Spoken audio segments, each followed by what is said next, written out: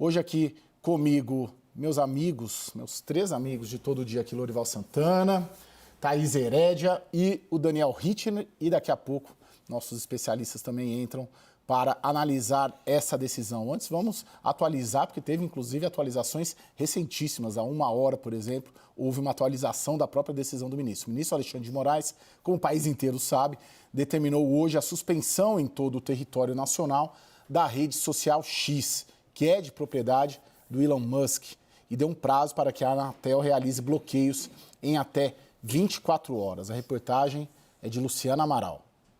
O ministro Alexandre de Moraes tomou a decisão após a empresa se recusar a instituir um representante legal no país, conforme prevê o Marco Civil da Internet. Em seu perfil, Elon Musk voltou a criticar Moraes. A liberdade de expressão é a base da democracia e um pseudo-juiz não eleito no Brasil está destruindo-a para fins políticos, escreveu ele. A interrupção do serviço não é imediata. O ministro ordenou à Anatel a notificação das operadoras de internet sobre a decisão. Agora, a agência deve encaminhar os termos da decisão às empresas para impedir o acesso ao X. A suspensão vale até que a plataforma cumpra todas as determinações do STF e pague as multas, que somam 18 milhões e 300 mil reais. Moraes também havia determinado que a Apple, o Google e operadoras de internet colocassem obstáculos ao uso do X e de VPN, redes particulares privadas, como tirar esses aplicativos das lojas online. Mas o ministro voltou atrás nesse ponto até que haja uma manifestação das partes nos autos. Isso a fim de evitar transtornos desnecessários às empresas terceiras. Também nesta sexta, a primeira turma do Supremo começou a julgar recursos do X contra a suspensão de contas na plataforma. Moraes votou contra, alegando que a empresa não tem legitimidade para contestar os bloqueios. Para ele, não cabe ao X recorrer pelo direito de terceiros, uma vez que os perfis bloqueados dizem respeito a usuários e não à empresa em si. O ministro Flávio Dino acompanhou o voto de Moraes. Em entrevista à rádio Mais PB da Paraíba, o presidente Lula reagiu aos ataques de Musk ao Supremo e disse que o dono do X tem de se submeter à legislação brasileira. Todo e qualquer cidadão de qualquer parte do mundo que tem investimento no Brasil está subordinado à Constituição brasileira e às leis brasileiras. Portanto, se a Suprema Corte tomou uma decisão para o cidadão cumprir determinadas coisas, ou ele não cumpre, ou vai ter que tomar uma atitude. Esse cara tem que aceitar as regras desse país. E se esse país tomou uma decisão através da Suprema Corte, ele tem que acatar. Se vale para mim, vale para ele. Daniel Hittner, o Supremo Tribunal Federal apoia essa decisão do Moraes? Caio, a decisão vai ser submetida a plenário. Não precisava necessariamente, não se trata de uma medida liminar, é uma medida monocrática, mas não é uma medida liminar. Há ministros que já fizeram chegar a Alexandre de Moraes a pouca, digamos assim, uma certa insatisfação, um certo constrangimento de que a medida tenha sido monocrática e recomendaram que isso fosse submetido a plenário. Talvez não seja unânime, talvez não haja consenso. Mas é difícil que a decisão seja revertida e pesa muito o espírito de corpo. Alexandre de Moraes também foi vilanizado ali pelo Elon Musk e aí pesa muito o espírito de corpo do Supremo em apoiá-lo, de não deixar o ministro ali de mãos abanando, numa situação de muita fraqueza. Agora, a decisão tem vários aspectos e ali, por exemplo, a Ordem dos Advogados do Brasil acabou de levar ao Supremo um pedido de revisão de um dos itens em que Alexandre de Moraes não recuou. Alexandre de Moraes deu a decisão, depois recuou na parte que fala de colocar ali nos aplicativos Apple Store, Google Play, os aplicativos, os VPNs, para possivelmente burlar a regra, mas depois reconheceu, imagino que mediante as críticas de que o VPN não serve só para driblar regras, serve para instalar camadas de segurança ali, inclusive para empresas, ele recuou. E aí a OAB diz o seguinte, falou assim, é preciso recuar também da multa de R$50 mil por dia para quem usa VPN, até porque isso é inexequível. O Twitter, o X tem 22 milhões de usuários no Brasil. Se 1%, digamos, 200 mil instalarem VPNs para acessar o Twitter, diz alguma coisa essa decisão? Quer dizer, vamos caçar 200 mil pessoas para aplicar uma multa de R$50 mil? É disso que se trata? Então a OAB entrou já com esse pedido de revisão e também pode haver algum tipo de modulação na decisão de Moraes. Nós estamos conectando tanto o André Marcília quanto o Gustavo Sampaio, que são dois juristas, dois operadores do direito, para analisar essa decisão. Enquanto nós estamos conectando, a gente vai dar uma olhada na repercussão internacional, né? Porque o bloqueio do X no Brasil foi destaque na imprensa internacional, né? A BBC, por exemplo, destacou, abre aspas, Suprema Corte do Brasil ordena a suspensão do X e a resposta de Elon Musk, que chamou Alexandre de Moraes de pseudo-juiz. Já o The Guardian trouxe o destaque, abre aspas, Corte Brasileira ordena a suspensão do X de Elon Musk após perder o prazo final. O argentino Clarín trouxe a manchete, a Justiça do Brasil bloqueia a rede social X e escala conflito com Elon Musk. E já o francês Le Monde destacou, no Brasil, um juiz do Supremo Tribunal Federal ordena a suspensão imediata da rede social X em todo o território brasileiro. E escreve ainda, continua a batalha entre a justiça brasileira e a rede de Elon Musk. Vamos para os Estados Unidos. O New York Times trouxe como manchete, Brasil bloqueia X após Musk ignorar ordens judiciais. E a rede social ficará fora do ar na nação de 200 milhões, resultado de uma disputa crescente entre Elon Musk e um juiz brasileiro sobre o que pode ou não ser dito online. Ao redor do mundo, a gente vai dar uma olhada como funciona ali essa relação dos países, né, de muitos países, uma relação conflituosa de muitos países. Pelo menos 6 países proíbem a rede social X. Vamos ver. Tá aí a lista, né? O antigo Twitter é proibido na China e no Irã desde 2009 e, mais recentemente, em 2022, a rede social foi proibida na Rússia.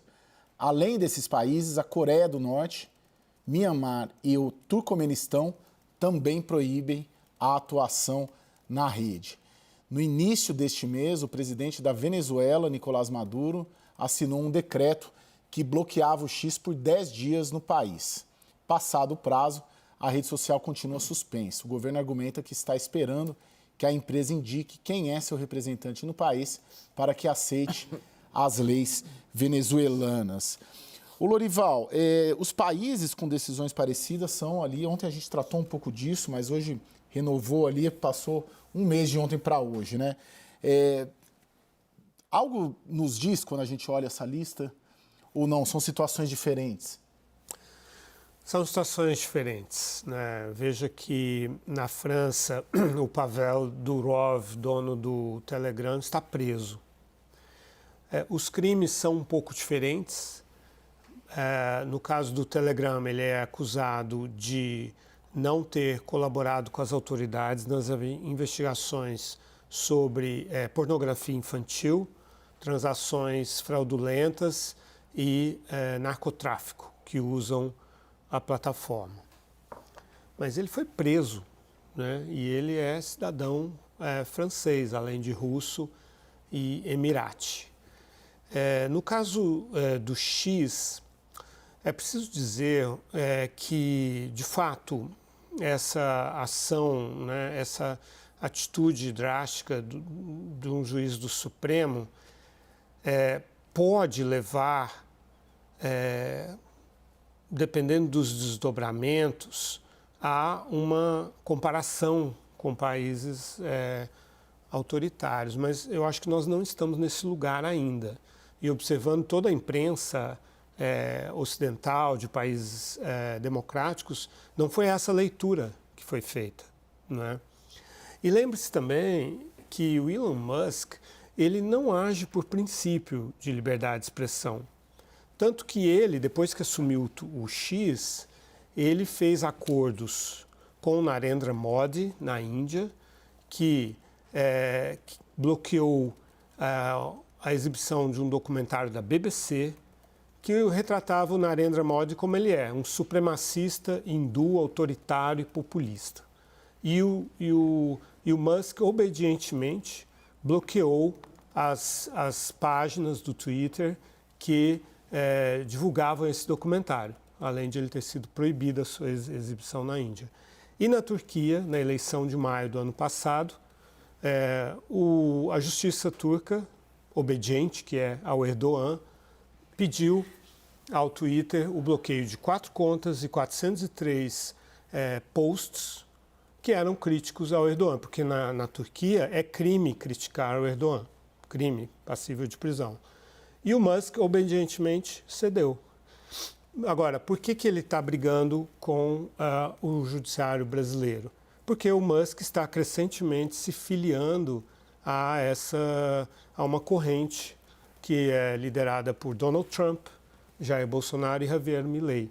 O próprio Musk proíbe o uso do termo cisgênero no X, porque, como eu contei ontem, ele tem uma dor pessoal em relação a uma filha transgênero que rompeu com ele, retirou o seu sobrenome, e ele considera que cisgênero é uma palavra que tem a ver com a cultura woke, que ele responsabiliza pelo que ele considera a perda da filha dele, que antes era biologicamente um filho. Portanto, a questão do Elon Musk não é a liberdade de expressão.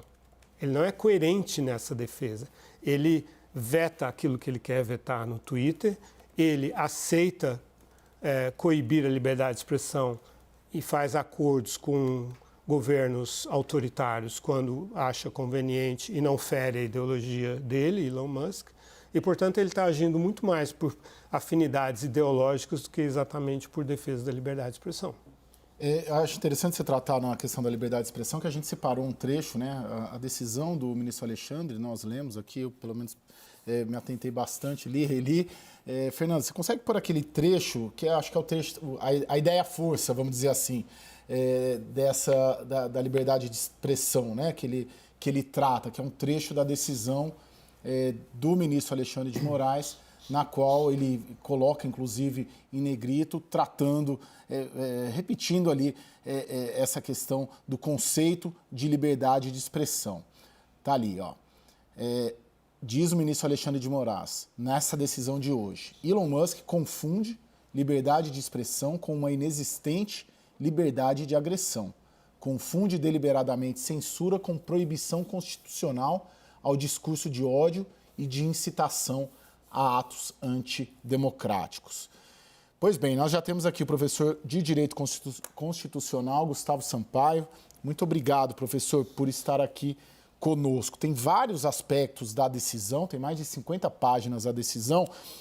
Eu queria começar, talvez pela mais polêmica, né? A mais controversa, que é a questão do VPN, né? Que me parece, pelo menos, a mais complicada, justamente porque você acaba punindo ou permitindo uma punição a quem não é parte do processo, né? E que, portanto, não teve direito de se defender. Nesse trecho específico do VPN, qual que é a sua percepção, doutor? Boa noite, Caio, Thaís, Lorival, Daniel e todas e a todos que nos acompanham na CNN Brasil. Eu penso que esse é o ponto polêmico da decisão, sabe, Caio? Embora tudo esteja envolvido em polêmica, o bom senso, as pessoas que têm compromisso com a supremacia da Constituição, com a democracia, com o bom senso, com a autoridade dos direitos fundamentais, da legislação brasileira, sabem que Alexandre de Moraes está certo. Ele está evitando que o dono do Twitter, hoje X, faça chacota da autoridade brasileira, desmazele a soberania do Brasil, desrespeite a nossa legislação e a autoridade das decisões judiciais. Portanto, embora tudo seja aqui terra de controvérsia, a questão das VPNs é que é o ponto propriamente mais delicado, porque enquanto Moraes determina o sobrestamento das atividades do antigo Twitter, hoje X, no Brasil, o faz corretamente ante um patente descumprimento da autoridade da lei brasileira. Note que o Marco Civil da Internet, por exemplo, estabelece às claras que qualquer empresa de telecomunicações, para exercer o poder de comunicação via internet no Brasil deve ter sede no Brasil, esse é o primeiro requisito, e pessoas autorizadas a receber notificações, citações, intimações judiciais. Portanto, quando ele descumpre isso, ele descumpre a legislação, é o que basta já para determinar a supressão das atividades.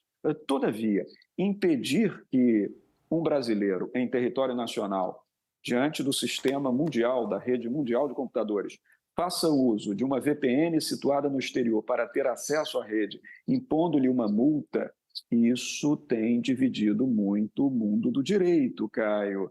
Há que se entender que muitos têm compreendido que, nesse aspecto das VPNs, nós tivemos um excesso, alguma desmesura na decisão judicial. Fora isso, a decisão me parece acertadíssima. Não só o Marco Civil da Internet, como também o próprio Código Civil brasileiro, Caio, nos seus artigos 1134 e 1138, determinam que qualquer empresa estrangeira no Brasil tenha sede no Brasil e funcionários operacionais no Brasil. Então, o descumprimento da legislação reiterado, recalcitrante, já arrasou a suspensão das atividades. Mas o ponto das VPNs me parece um excesso, na medida em que se impede a pessoa e se pune a pessoa na imposição de uma multa grave pelo simples acesso a alguma coisa que não está em território brasileiro e não diz respeito à soberania brasileira. Daniel, e tem uma questão de como vigiar e punir os 22 milhões de usuários que eventualmente usar o VPN, né? Assim, como que o Supremo, né, vai se organizar, acho que isso nem está aí, talvez no debate ainda, mas você colocar na prática a decisão do VPN, de você proíbe a utilização, mas como você consegue controlar e descobrir esses milhões de brasileiros que eventualmente queiram usar o VPN para acessar o X? É absolutamente inexequível. Talvez já fosse um pouco, digamos, difícil ali a execuibilidade de você banir das lojas de aplicativos online todas as VPNs que permitem... O ponto ali do Alexandre de Moraes é impedir que sejam disponibilizadas no Google Play, na App Store, VPNs que permitem também o acesso ao X. Agora, o acesso ao X é só uma em inúmeras, centenas de funcionalidades de qualquer VPN. Entre elas, funções muito nobres, inclusive, para que empresas ou cidadãos que tenham alguma preocupação em dificultar acesso a dados pessoais tenham ali uma camada a mais de segurança. Então, misturar as estações, ou seja, limitar a funcionalidade do VPN à questão do X, significa ali estreitar demais qual é o uso e, portanto, talvez forçar um pouco a barra. Quanto a fiscalizar, como eu disse, né, 22 milhões de usuários. Se 1% decidir usar a VPN para acessar o X, o que vai se fazer? Sair multando 200 mil pessoas? É inexequível. Bom, gente, é importante lembrar que o Brasil tem o 6º maior número de usuários do X no mundo. A gente preparou ali uma tela com esse ranqueamento, né? Um levantamento da plataforma de inteligência de dados Statista. Os números são em milhões. Tá ali. O país que mais usa o X é os Estados Unidos, com 106,2 milhões de usuários. Depois o Japão, com 69,2 milhões de usuários. A Índia em terceiro, com 25,4. Indonésia em quarto, com 24,8 milhões de usuários. Reino Unido, 24,3 milhões de usuários. E ali o Brasil em sexto, com 21,4 milhões de usuários. Thaís Herédia, essa turma aí vai correr para onde neste mercado? Provável, o Facebook, só para a gente ter uma ideia, né? O Facebook tem mais de 110 milhões de usuários, né? O Twitter, ele movimenta muito, ele acaba criando muito fato, até porque ele virou uma plataforma, inclusive, quase que oficial de anúncio de governos, o que a gente já viu nesses últimos anos, informações importantíssimas, até do governo americano, dos presidentes americanos, aparecendo primeiro no Twitter, quer dizer, é um empoderamento. Incluindo a ordem do STF, né? Incluindo a ordem do STF. Fizeram uma conta, os ministros do Supremo Tribunal Federal somados têm 3,9 milhões de seguidores. Exato. Então, assim, né, quem legitima, vamos combinar? Quem legitima a força do Twitter são seus usuários e a forma como utiliza.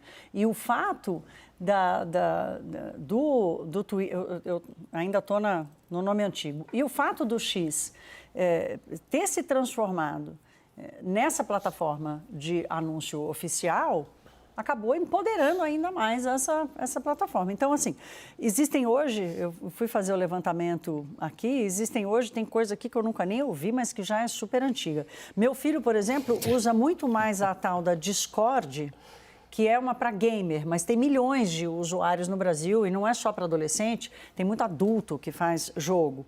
Tem a Threads, que é do Instagram, que quando foi lançada, né, que é da mesma do Facebook, vamos lembrar aqui tudo Meta, quando foi lançado, milhões de pessoas no mundo inteiro aderiram e rapidamente foram embora. Tem a Blue Sky e a Mastodon, que são, a Mastodon é mais antiga, mas a Blue Sky são redes sociais que têm o seu código aberto. Então, tudo que é feito de engajamento, todas as políticas de funcionamento das redes são abertas, tem código aberto, todo mundo ali está vendo a transparência com que a coisa é gerida. Acho que tem opção para tudo, mas a adesão ao Twitter tem essa nuance de ter virado um canal quase que oficial. Nenhuma dessas outras tem qualquer coisa parecida com a forma com que o Twitter é usado, principalmente pelos agentes oficiais do Brasil. Ô, professor, eu queria te ouvir sobre o conceito-chave ali. A gente falou um pouco de VPN na sua primeira intervenção, mas esse conceito-chave que é muito debatido dentro e fora do Twitter, né? Pelo menos aqui no Brasil, nas suas últimas horas, sobre essa dicotomia ali, liberdade de expressão, liberdade de agressão, que virou quase que um lema, né, colocado muitas vezes pelo ministro Alexandre de Moraes quando trata desse assunto. Como definir o que é o quê? Como definir até onde é a liberdade de expressão, até onde é a liberdade de agressão? Né? Tem alguma... Porque isso o Marco Civil não consegue regular. Deixamos para o Código Penal, mas também tem nuances também, né? Certamente, mas é preciso dizer de antemão, Caio, que todos os direitos fundamentais encontram limitação, todos os direitos fundamentais, em todos os seus matizes.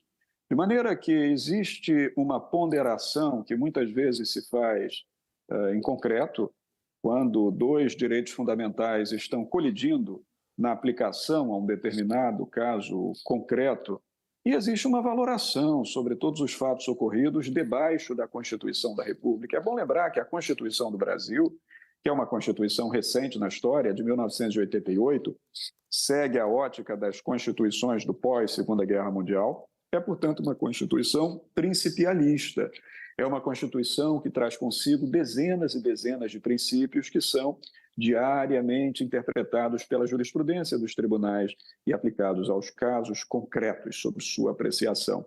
Portanto, nós devemos entender, sim, que a liberdade de expressão, como também a liberdade de imprensa, são colunas de sustentação do edifício da democracia. Tenhamos certeza, não há democracia sem liberdade de imprensa, não há democracia sem liberdade de expressão. Mas, sem querer voltar ao chavão que o ministro Moraes usa, Caio, a liberdade de expressão, ela não pode ser o conduto para a infração de outros direitos fundamentais, e muito menos a liberdade de expressão pode ser utilizada para que ela se volte contra si mesma.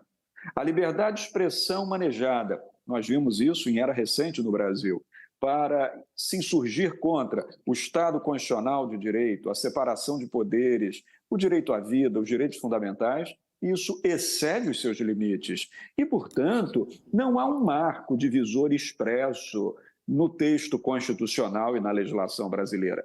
Isso exige o quê? Interpretação, o esforço da atividade que no direito nós chamamos de hermenêutica, a atividade da busca pela precisão cirúrgica da aplicação da lei. Então, em muitos casos, se sob o pretexto da liberdade de expressão, esse direito fundamental estiver sendo maliciosamente invocado para atentar contra valores maiores impressos na ordem constitucional e que sustentam de pé o nosso Estado democrático de direito, Caio, teremos saído da liberdade de expressão E para isso que existe o Poder Judiciário. Muitas vezes me é perguntado, mas quem pode interpretar isso? Ora, quem? O Poder Judiciário. Se há uma separação de poderes, e são 3 os poderes, e nós temos mais de 18 mil magistrados e magistradas no Brasil, cumpre ao Poder Judiciário, no limite das suas competências dadas a cada um de seus órgãos, interpretar, no caso concreto, se houve excesso ou não.